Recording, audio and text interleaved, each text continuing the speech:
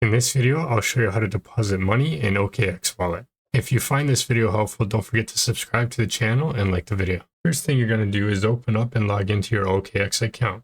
If you don't already have an OKX account, I'll leave you a link down below in the description that will unlock welcome bonuses for you depending on where you're located. So after you've logged into your OKX account and verified it, you're going to go right over here where it says simple. You're going to tap on this arrow next to it, and we're going to select Web3, which is our OKX wallet. Once you've logged into your wallet, you're going to see the options for send, receive, history, and more. We're going to go right over here and tap on receive. Now this is a list of all of the crypto assets you can deposit into your account. So let's say you want to deposit USDT, you would tap on USDT. Next, you would select the network that your USDT is on. For example, if it's on the Tron network, you would select Tron. If it's on Ethereum network, you would select Ethereum.